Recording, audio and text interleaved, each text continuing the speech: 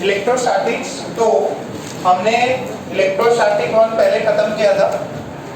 Books में differentiate नहीं करते हैं, एक साथ ही हो जाता है, बट अपन पढ़ाने के लिए जो है उसको, जैसे काइनेमेटिक्स वन था और काइनेमेटिक्स टू था, मोशन इन वन डायमेंशन और motion in two dimension, that is plane.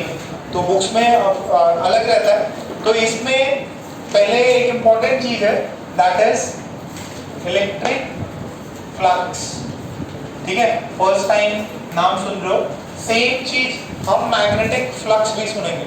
ठीक है, जब ईएमआई चैप्टर आएगा, ये कंप्लीट हो गया आई होप 5-10 दिन में, 10 दिन में अपना ये और कैपेसिटर कंप्लीट हो जाना चाहिए 10 दिन में, और फिर मैग्नेटिज्म वाला पार्ट रहेगा। 10 दिन का टारगेट है कि 10 दिन में अपन खत्म करेंगे पूरा, जिसमें इलेक्ट्रोस्टैटिक्स और कैपेसिटर दोनों आए। तो इलेक्ट्रिक फ्लक्स का मीनिंग क्या है?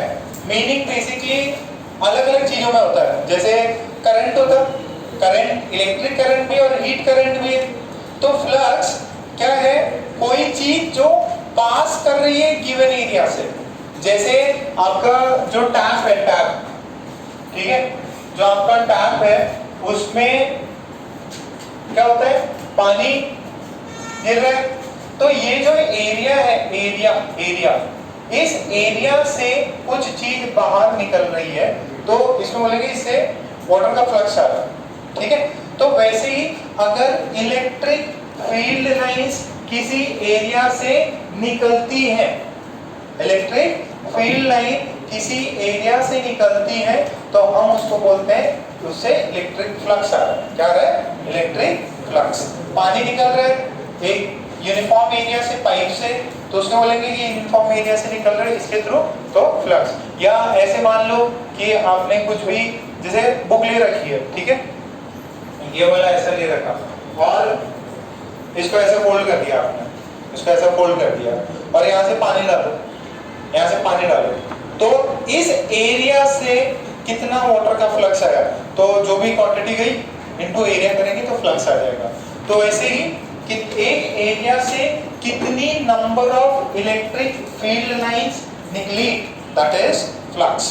जैसे ये मान लो, ये ऐसा ना अंदर की तरफ है, ठीक, तो ये एरिया है, एरिया उसका ए है, और इससे अंदर से बाहर जाए ऐसे ऐसे, या ऐसे कर लो अगर आपको इसमें फील्ड थोड़ी कम आ रही है। सो आपने ऐसा कुछ एक एरिया लिया, ठीक है, ये शीट टाइप लिया और इस शीट से इलेक्ट्रिक फील्ड लाइंस आ रही, इलेक्ट्रिक फील्ड लाइंस आ रही, तो आप बोलोगे फ्लक्स। इससे क्या गया? फ्लक्स गया। किसका? Electric flux. ठीक है, सो ये बनाओ और डेफिनेशन लिख लो। ये थोड़ा कम फील आता है, बॉल गिरते तो समझ में आता है, और करंट जो है उसकी फील आती नहीं है, करंट देख पाते नहीं है, बट आप फील कर पाते हैं, हाँ यार कुछ है। एक्स्ट्रा फील लेनी है तो क्या करो? वायर्स को हाथ लगा मिला दे,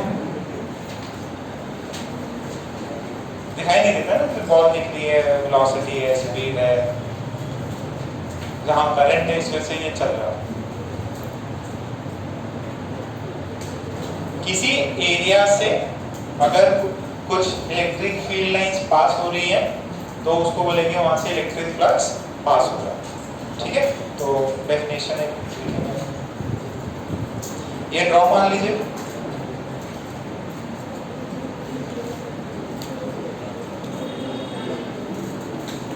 इसे इलेक्ट्रिक फ्लक्स पास हो रहा है, तो देखो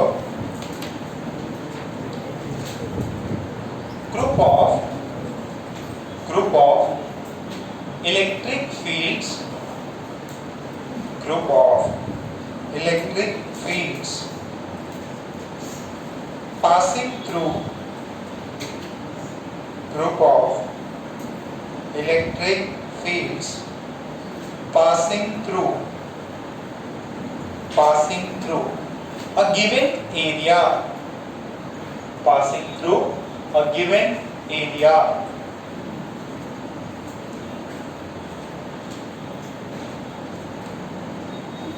are called as electric flux, are called as electric flux, are called as electric flux are called as electric flux are called as electric flux. ज्यादा घबराने की जरूरत नहीं है. अगर पानी किसी गिवन एरिया से करे पास करे तो उसको बोल देंगे लिक्विड या फ्लूइड फ्लक्स. क्या बोल देंगे? Fluid flux. और अगर इलेक्ट्रिक फील्ड लाइंस किसी एरिया से पास करे उसको क्या बोलेंगे? Electric flux. अच्छा, अब मैंने आपको एक चीज अच्छा, इलेक्ट्रिक फील्ड जो होती है वो वेक्टर होती है scalar? Electric field is vector. हमने एक चीज की बात करी थी, एरिया. एरिया स्केलर की vector? Area is a vector. तो area is a vector quantity. Area is a vector quantity. और एरिया जब वेक्टर क्वांटिटी है तो इसका डायरेक्शन होना चाहिए. जैसे मान लो हमने ये ऐसा एक शीट लिया, ठीक है, इसका एरिया ए है, तो जो इसका एरिया का डायरेक्शन वेक्टर होगा वो क्या होगा? N cap. इसके सरफेस एरिया से क्या होता है? परपेंडिकुलर. बेसिकली दो डायरेक्शंस हो सकती हैं. एक डाउनवर्ड डायरेक्शन भी जो है वो भी परपेंडिकुलर है, बट वो माइनस एन कैप हो जाएगा. सर अब फिर डायरेक्शन कौन सी लेना? एक्चुअली जब अपना जो फ्लक्स फ्लो करेगा ना तो किस डायरेक्शन में फ्लो कर रहा है उसके भी आप पे अपन लेते हैं, ठीक है. तो जहां से इलेक्ट्रिक फील्ड फ्लो कर रही है वहीं पे अपन इसको एन कैप ले लेंगे, ठीक है. तो एक एरिया है वो एक गिवन सरफेस एरिया है, वो क्या है? एक वेक्टर क्वांटिटी है. Area is a vector quantity. Direction क्या होता है? जो भी सरफेस है आप उससे परपेंडिकुलर. तो ये लिख लो, N cap is perpendicular to the surface area. N cap is perpendicular to the surface area. That is perpendicular to the surface area.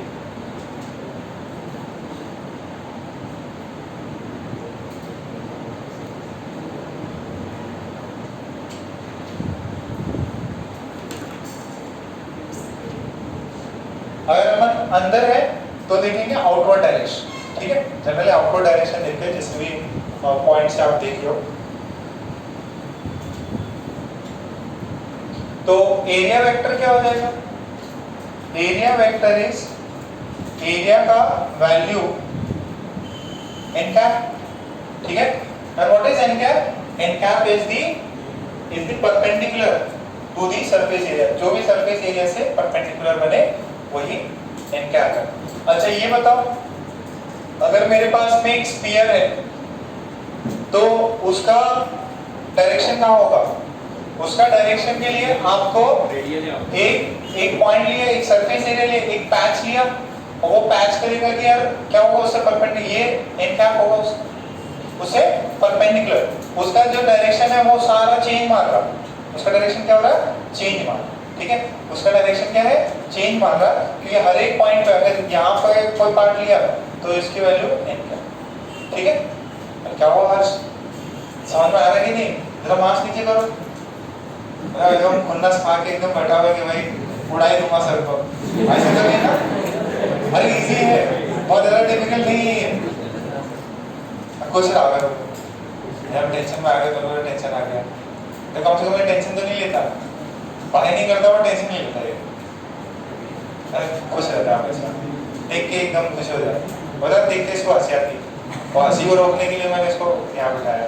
अगर ध्यान भी रहेगा थोड़ा पढ़ाई भी करेगा. मैं सबसे अच्छा बच्चा था एक जमाने में.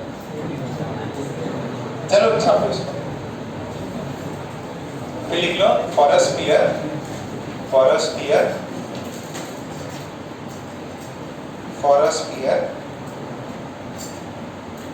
for a sphere the direction of aerial vector is radially outward. For a sphere the direction of radial vector is the direction of aerial vector is radially outward. The direction of aerial vector is radially outward. अगर हम अंदर से analyse कर रहे हैं उसको है ना तो outward. ओके, अब यार एकदम सिंपल सा लॉजिक है, आप अगर समझ जाओ तो बहुत बढ़िया, नहीं तो मैथ्स है उससे भी समझ में आ जाएगा। ये बताओ, ये बॉटल है, ठीक है, और बारिश आ रही, ठीक है, और ये इसका एरिया है यहाँ पे। अब इसके अंदर पानी गिर रहा है, ठीक है, अब इसके अंदर कुछ वाटर ड्रॉपलेट्स अंदर जा रहे हैं, तो कुछ पानी का फ्लक्स आ रहा होगा। अच्छा, वो फ्लक्स इनके एंगल पे डिपेंड करता है कितना पानी आ रहा है। अभी ऐसा है, मैंने इसको ऐसा कर दिया, टिल्ट कर दिया, पानी आ रहा है, तो अभी पानी कम भरेगा पहले से या ज्यादा भरेगा या सेम भरेगा? लॉजिक है, क्यों? क्योंकि आपका एरिया वेक्टर इधर हो गया और आपका पानी जो है वो डायरेक्शन उसकी अलग है। पानी तो ऐसे वर्टिकली डाउनवर्ड आ रहा है, तो एरिया किस तरीके से ओरिएंटेड है। अगर मान लो मैंने इसको ऐसा कर दिया, पानी ऐसा आ रहा है, वाटर का फ्लक्स कितना हुआ? 0, कुछ भी पानी नहीं भरेगा। तो सेम यही चीज है। अच्छा आप देखो, पानी ऐसा आ रहा, ये कितना एंगल पे? 90, तो यहाँ पे फ्लक्स कितना हो गया? 0। अगर 90 डिग्री होता है ये एरिया का डायरेक्शन ये है, पानी का डायरेक्शन ऊपर से, तो 90 डिग्री पे क्या आ रहा? 0। तो जो इलेक्ट्रिक फ्लक्स है, इलेक्ट्रिक फ्लक्स इसको रिप्रेजेंट करते हैं इससे, ठीक है, बोला और एक लाइन इलेक्ट्रिक फ्लक्स। ये आप साइन लिखने से क्या समझ जाओगे? Electric flux is defined as, ध्यान से सुनो, इंटीग्रल E डॉट ds। क्या है? Integral E dot ds। देखो आप क्या करो, दोनों का डॉट प्रोडक्ट ले लो। अगर मान लो छोटा सा है एरिया, ऐसे छोटे छोटे सबको ऐड करके आपका आ जाएगा। अगर मान लो एरिया जो है वो चेंज नहीं हो रहा, ये चेंज नहीं हो रहा, तो फ्लक्स को अपन ऐसे भी बोल सकते हैं क्या? E डॉट A भी बोल सकते हैं क्या? ये E डॉट A मतलब ये cos थीटा। एरिया क्या है? वेक्टर। E क्या है? वेक्टर। और ये फ्लक्स क्या हो जाएगा? क्या हो जाएगा? Scalar. Why? It is found due to the dot product. ये भी आपको याद रखना है। This is electric flux. आगे से अपन ये यूज करेंगे साइड, इलेक्ट्रिक फ्लक्स। अच्छा, अब इलेक्ट्रिक फ्लक्स जो है वो E और S के डॉट प्रोडक्ट से, ये ऐसे छोटे से, तो मैंने बहुत सारे ऐड करके आपको ये भी निकालने का ट्राई किया। ये इसको समझ में आ रहा है क्या? पक्का? अब ये फ्लक्स 0 कब होगा? If theta is 90 degree, then flux is, ठीक है, ओके, फटाफट लिखो इसको।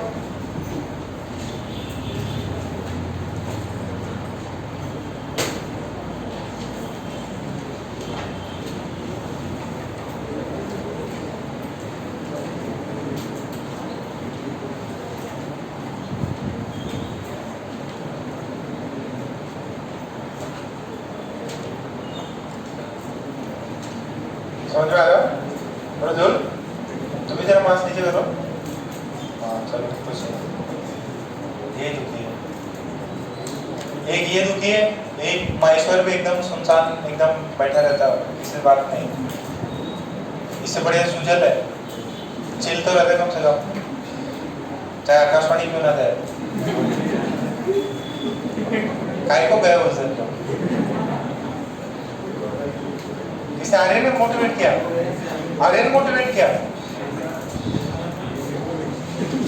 अरे था ही था।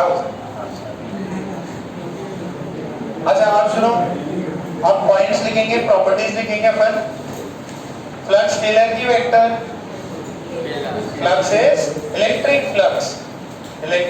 फ्लक्स।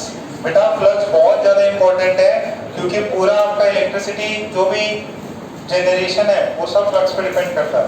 तो इट्स एन इंपॉर्टेंट क्वांटिटी। जब मैग्नेटिज्म करेंगे तब और ज्यादा इसका इंपॉर्टेंस समझ में आएगा, पर वो मैग्नेटिक फ्लक्स आ जाएगा। Flux is a scalar quantity. Okay, अगर स्केलर क्वांटिटी है, पहले तो इसका बताओ यूनिट क्या होगा और इसका डायमेंशन क्या होगा। यूनिट निकालो, डायमेंशन निकालो।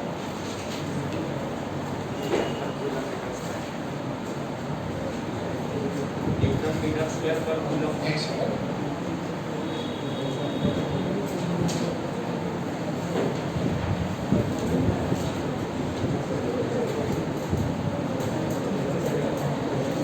क्या हो रहा है? यूनिट आया?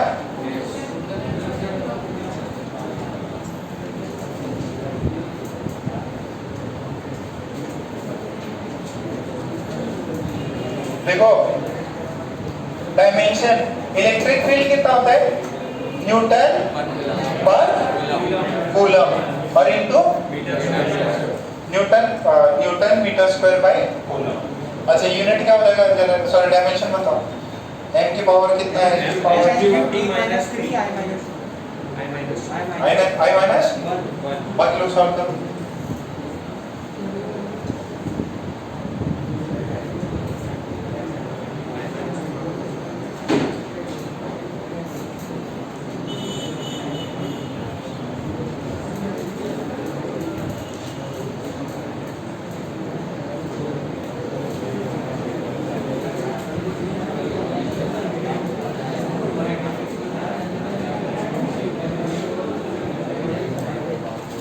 निकला क्या?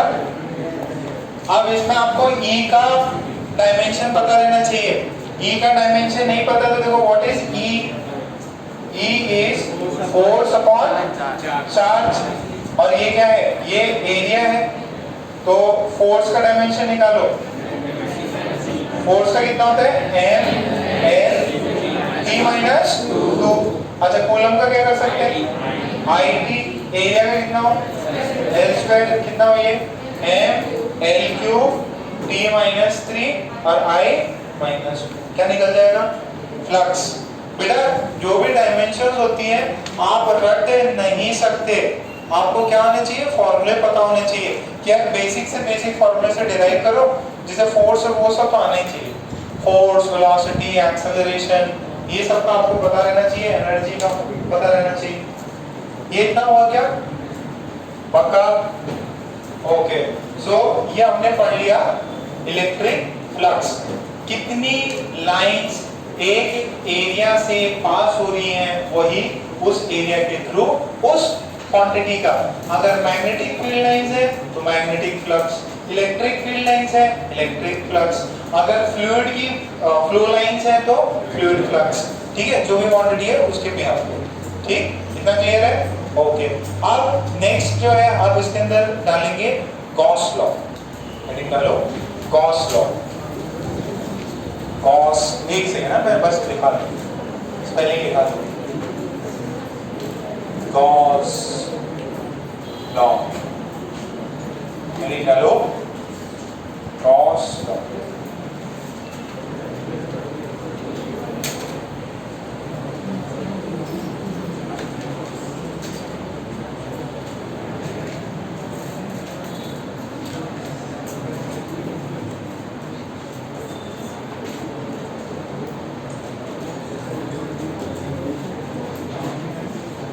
इसका प्रॉब्लम भी कराना है बाद में।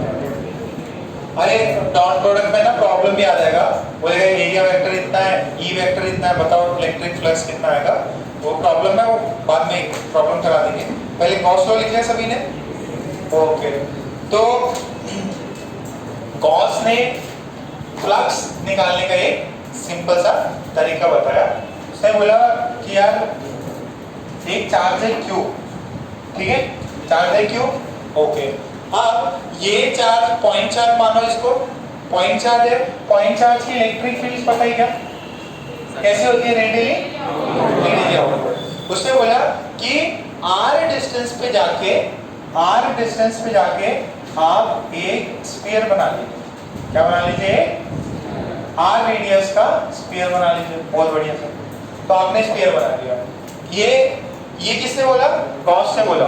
अच्छा, गॉस ने ये बोल दिया तो उसने बोला कि यार इलेक्ट्रिक फील्ड लाइंस क्या होंगी? Radially outward. अच्छा, इसका एरिया वेक्टर किधर होगा? ये भी आउटवर्ड होगा। मान लो डीए वेक्टर है, कितना है? सॉरी, छोटी सी क्वांटिटी है डीए और ये आउटवर्ड है, और इनका दोनों की डायरेक्शन सेम। ये वेक्टर की और एन कैप की डायरेक्शन सेम। तो जो फ्लक्स होगा, फ्लक्स वो एक्चुअल फ्लक्स की जो आपको याद रखना है वो क्या होता है, ई डॉट डी ए, और ये भी वेक्टर। ओके, अब ध्यान से सुनना बात, पहले छोटी सी चीज है, आपको बहुत ज्यादा काम की है ये। ई डॉट डी ए कितना डिस्टेंस लिया, आर। अच्छा, कितना एंगल है, अरे नहीं, एरिया वेक्टर भी इधर, इलेक्ट्रिक फील्ड भी इधर, एंगल कितना है, 0। तो क्या मैं लिख दूं, integral E D A cos 0 degree. Why? Because area vector और इलेक्ट्रिक फील्ड दोनों ही तो रेडियली आउटवर्ड है। देखो, एरिया वेक्टर क्या बोला था स्फीयर के लिए, रेडियली आउटवर्ड। इलेक्ट्रिक फील्ड कैसी होती है, रेडियली आउटवर्ड। एंगल कितना, okay, integral E D A, this is flux. Okay, अब क्या एक ही फील्ड लाइन है, ये बहुत सारी है। अच्छा, यहाँ पे भी अगर मैंने कोई इलेक्ट्रिक फील्ड ली होती तो वो इधर होता, उसका एरिया किधर होता, उसका डी एरिया भी इधर होता, तो ये तो एंगल हमेशा 0 ही होने वाला था। अच्छा, एक चीज और, आर डिस्टेंस पे इलेक्ट्रिक फील्ड लाइंस क्या होती है, कांस्टेंट। जो इलेक्ट्रिक फील्ड की स्ट्रेंथ होती है पॉइंट चार्ज पे, ये बोला ना, दिस इज इक्विपोटेंशियल सरफेस। यहाँ सारे जितने भी आर डिस्टेंस से निकलेंगे, इलेक्ट्रिक फील्ड का फॉर्मूला कितना होता है पॉइंट चार्ज के लिए, के क्यू बाई आर स्क्वायर। के कांस्टेंट है, क्यू सेम है, और आर स्क्वायर, सभी के लिए आर सेम है क्या, तो सभी जगह पे इलेक्ट्रिक फील्ड क्या है, सेम है। तो एट आर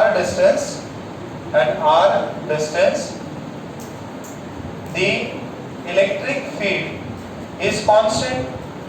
ठीक है, जो इलेक्ट्रिक फील्ड लाइंस हैं वो उनकी वैल्यू सबकी क्या है, कांस्टेंट। तो अगर कांस्टेंट है तो क्या मैं इसको बाहर निकाल सकता हूँ, यस, कांस्टेंट है तो बाहर निकाल सकते हैं ना इंटीग्रेशन से। ओके, तो फ्लक्स की वैल्यू कितनी हो गई, ई इंटीग्रल डी ए, ये जो इसका पूरा सरफेस एरिया है, इसके सारे सरफेस एरिया को आप इंटीग्रेट कर दें तो एक स्फीयर का सरफेस एरिया कितना होता है, कितना होता है, ये आपने इंटीग्रेट किया, this is 4 pi r square. ठीक है, इलेक्ट्रिक फील्ड की वैल्यू कितनी होती, कितनी होती, के क्यू बाई आर स्क्वायर। ठीक है ना, okay, this is 4 pi r square. R square ने आर स्क्वायर को मार दिया, तो पाई की वैल्यू कितनी है, के की वैल्यू कितनी है, 1/4 पाई एप्सिलॉन। ये क्यू और ये कितना है, 4 पाई। तो फ्लक्स की वैल्यू कितनी है, ये very important. Electric flux is q by epsilon। What is electric flux, q by epsilon। Electric flux is q by epsilon।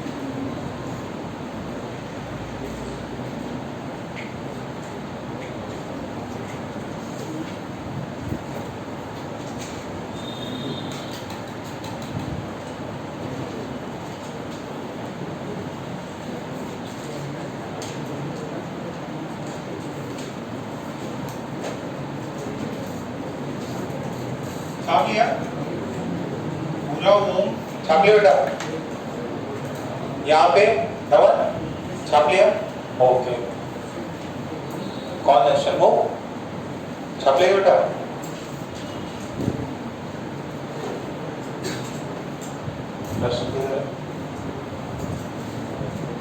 तो बहुत ही इंपॉर्टेंट रिजल्ट दे दिया कॉस ने बोला कि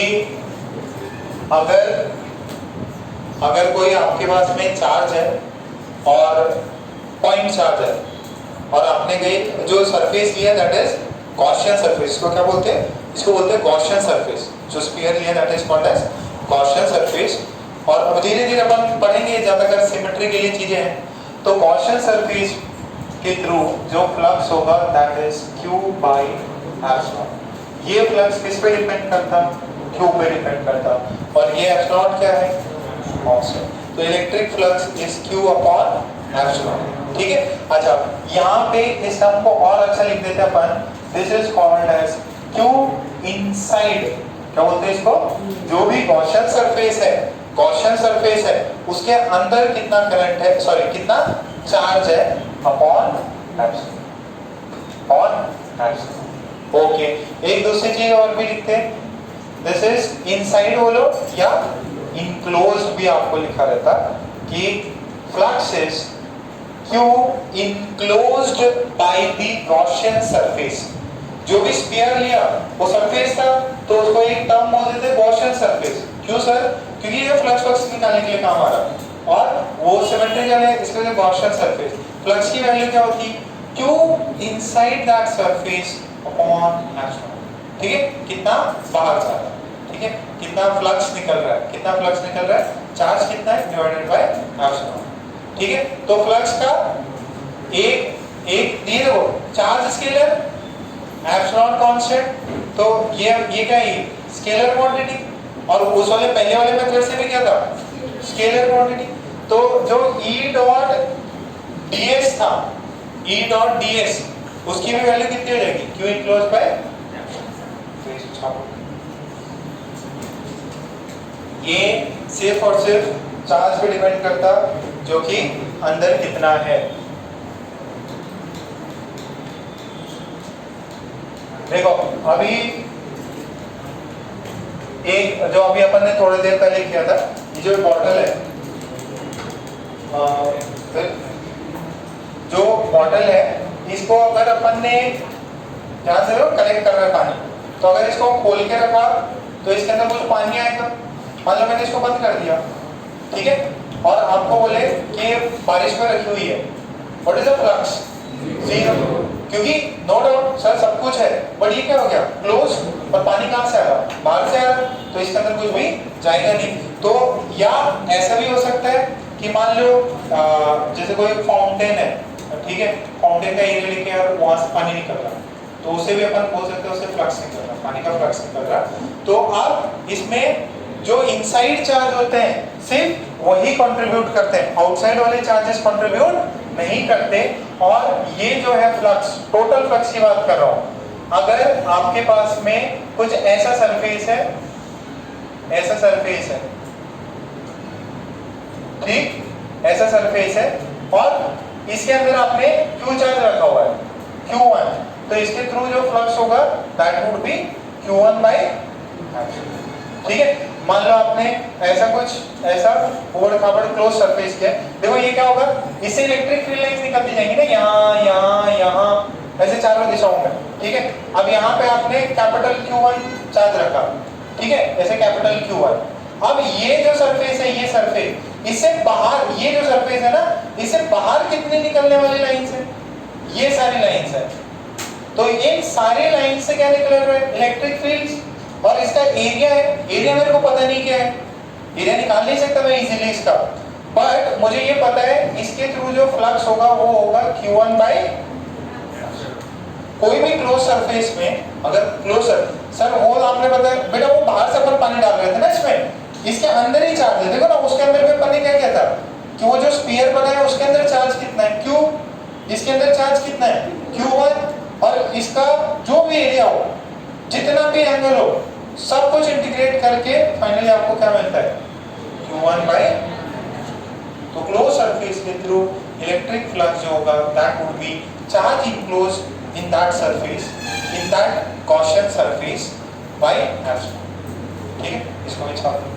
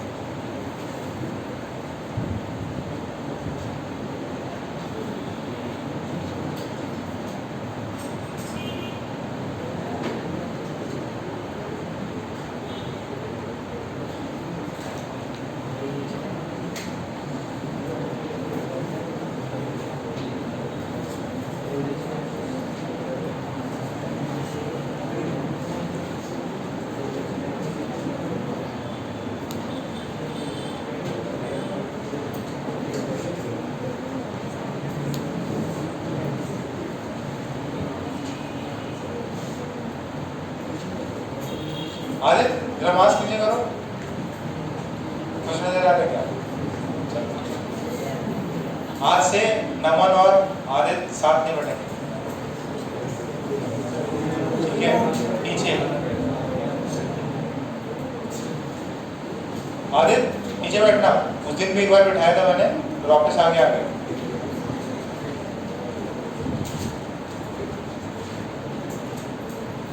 अक्षय के साथ बैठना है। नमन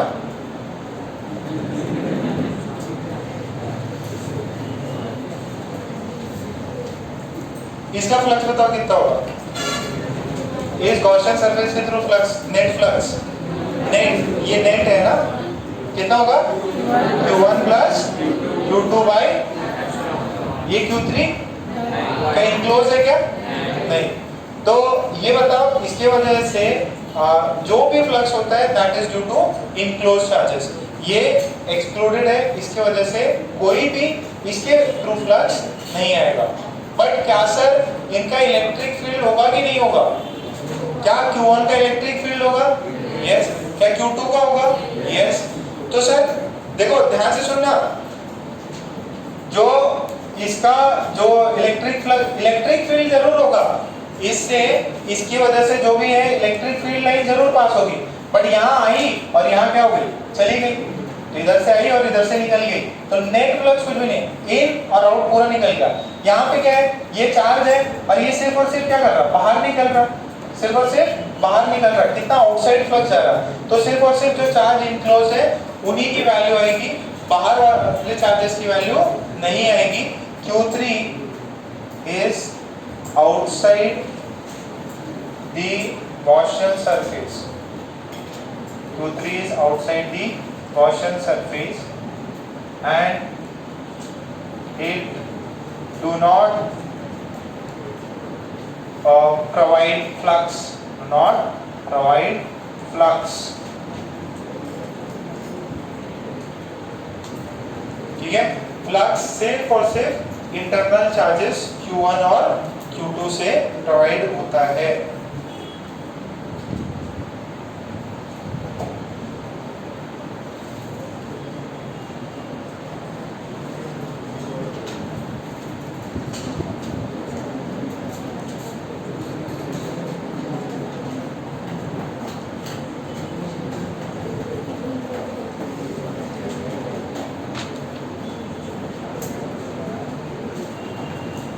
डाली आज मैच कितने बजे का है?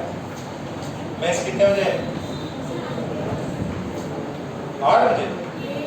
लेट है, काफी लेट है। तुम्हारा 1-1:30 बजे ना?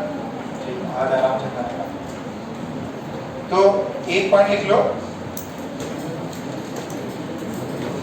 नोट करके लिखो, due to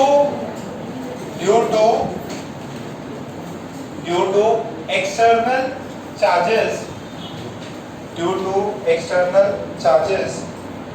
that are not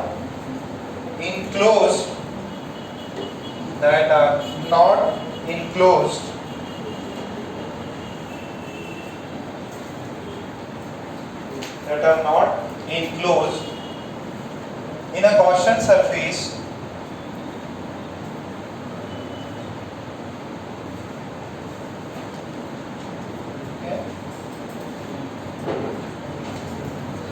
that are not enclosed in the Gaussian surface, comma, the electric flux would be zero.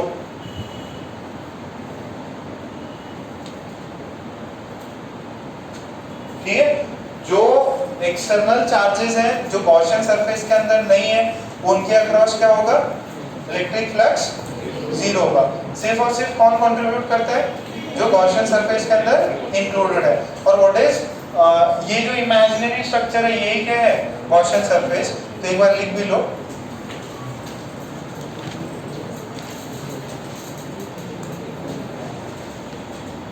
the closed surface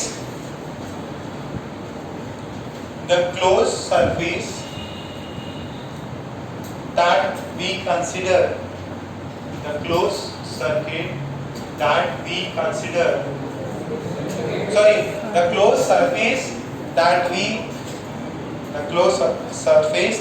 consider is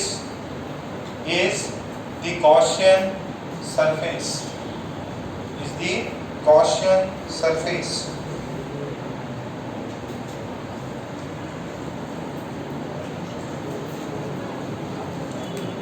Stop. Third point,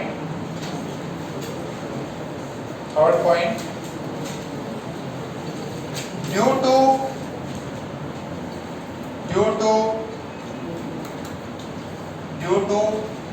any closed surface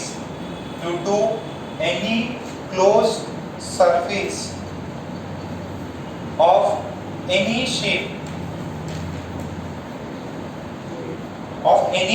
shape and size,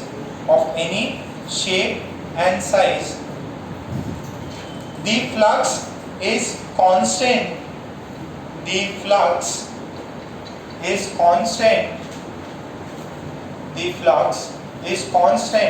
And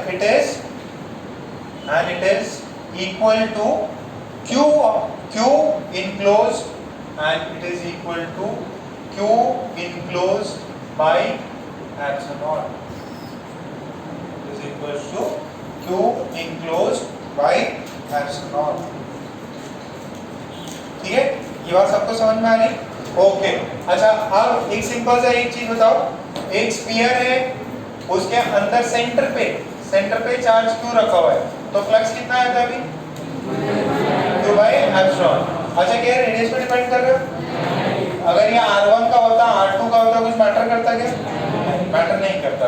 अच्छा अब जरा दूसरी चीज देखो, ये Q charge है और ये स्फीयर है, हेमिस्फीयर। क्या है? हेमिस्फीयर। और इसके सेंटर पे Q चार्ज है, आपसे पूछा है find the flux, obviously electric flux अगर Q चार्ज दिया तो फाइंड द फ्लक्स थ्रू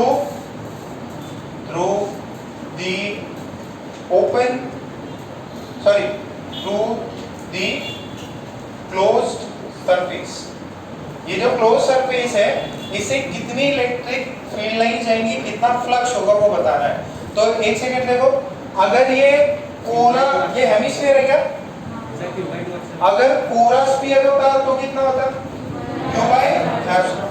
अच्छा आप देखो ध्यान से देखना, एक हम सिंपल से ऐसे ही सवाल आते हैं और इसमें ज्योमेट्री सिमेट्री जैसा सवाल है कि अगर ये पूरा स्फीयर होता तो और सेंटर पे चार्ज है तो इसका फ्लक्स होता था Q upon epsilon। अब क्या हुआ, ये सेम देखो, इधर से फील्ड लाइंस, इधर से इलेक्ट्रिक फील्ड, इधर इधर इधर और यहाँ पे ऐसी फील्ड लाइंस है गई। तो आधी ऊपर है और आधी नीचे है। आधी ऊपर आधी नीचे क्यों बोले? क्योंकि यहाँ पे सिमेट्री है। तो कुछ लाइंस क्या हो रही है, कुछ लाइन रिमेनिंग लाइंस यहाँ पे आ रही है। हमारा जो क्लोज सरफेस है वो इस सेकंड प्रॉब्लम में किधर है? सिर्फ और सिर्फ ऊपर पे। तो बाय सिमेट्री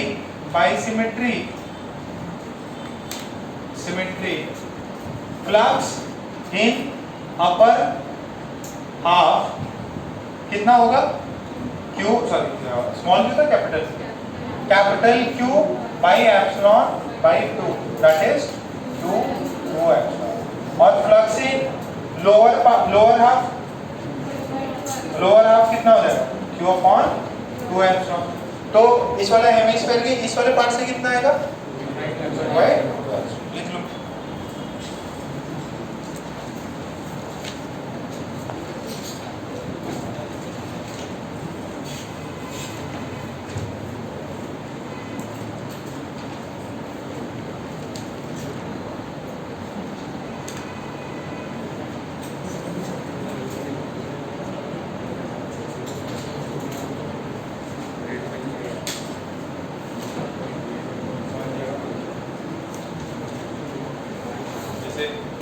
अभी पहले तो बैठता था, अभी कभी पीछे बैठने लग गया। बुलाते से ही तुरंत आ गया। मैं ज़्यादा ना जाता बेटा, क्या लिख रहे क्या नहीं लिख रहे, मैं सवाल सही लिखता है। होमवर्क भी नहीं किया हुआ बेटा, वो करते कितना हुआ? सिमेट्री आपको दिखनी रहेगी। इसको लिख लो, अपने अपने पॉइंट्स को लिख लो अच्छे से, अपने अकॉर्डिंग पॉइंट्स बना के लिख लो।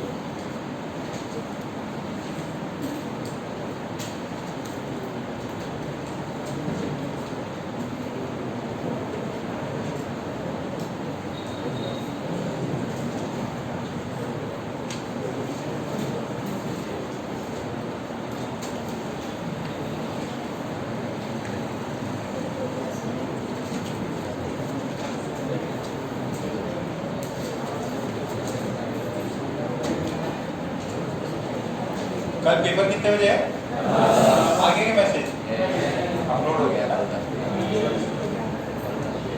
कल कितने घंटे उसमें?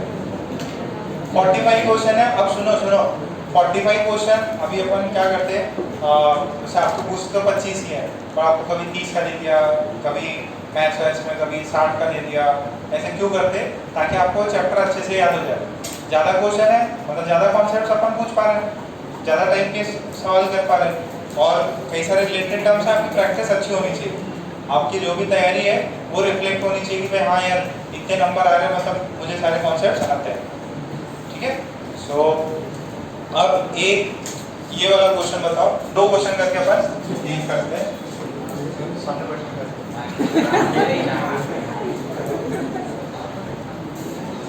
पापा नहीं है अपना?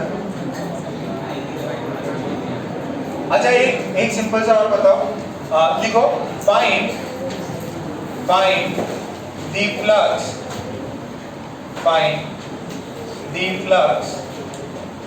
थ्रू द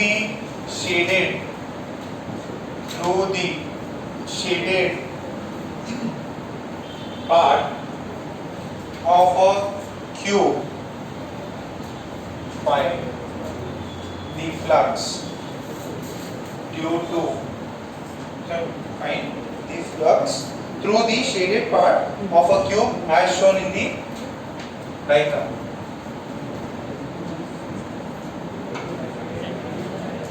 ये क्यू चार्ज है, उसके किस पे रखा हुआ? उसके सेंटर पे रखा हुआ है।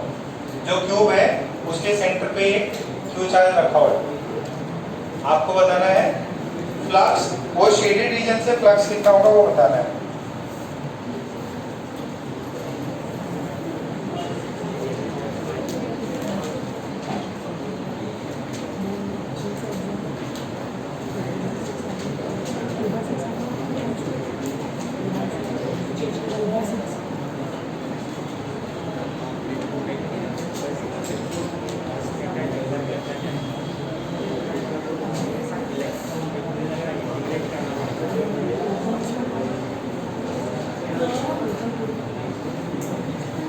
आया क्या?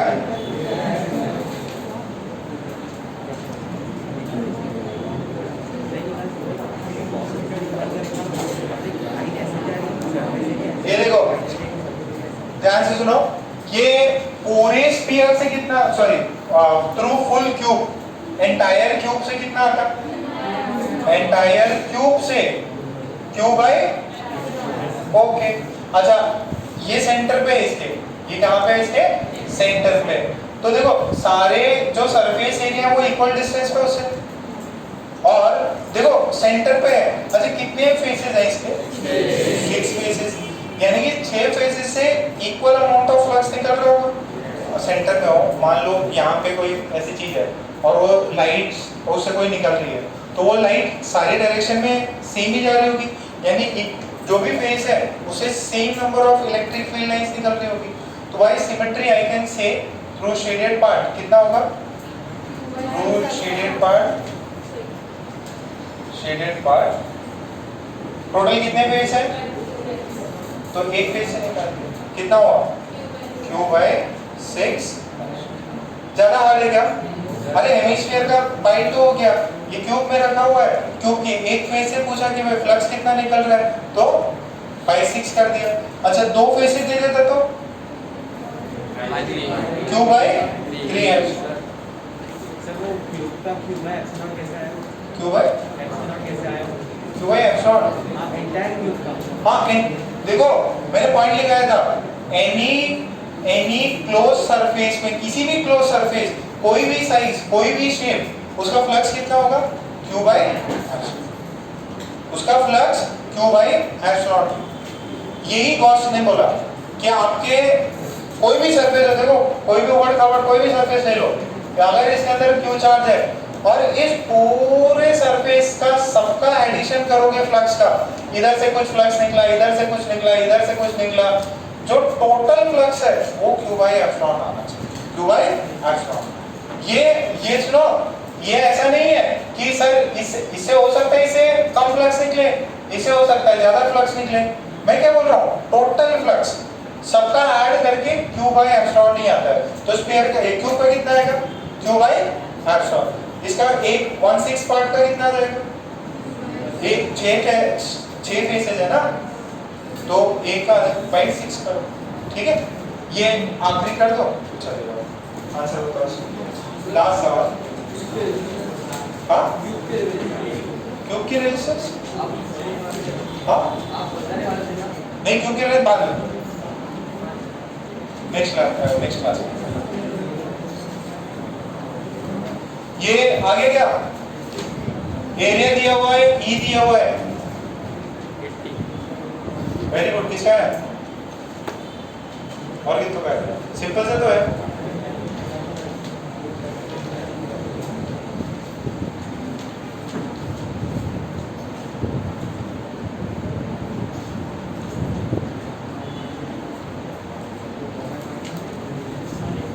एरिया किधर रखा हुआ है? नहीं एरिया किधर रखा हुआ है? ये YZ में, ये X, ये Y और ये Z, एरिया कहाँ से? इसके पैरेलल है। तो इसका एरिया वेक्टर का कहाँ होगा? आई कैप। तो एरिया वेक्टर कितना हुआ? 0.2 आई कैप। ये दिया हुआ है, दोनों का डॉट प्रोडक्ट ले लो, तो आई से आई मल्टीप्लाई होगा, तो फ्लक्स कितना हो जाएगा? E डॉट ए कितना हो जाएगा? 4/5 E नॉट इंटू ए हो जाएगा, ये आ जाएगा 4/5, वैल्यू कितनी है? 500, एरिया कितना है? 0.2, कितना आएगा आंसर? 8।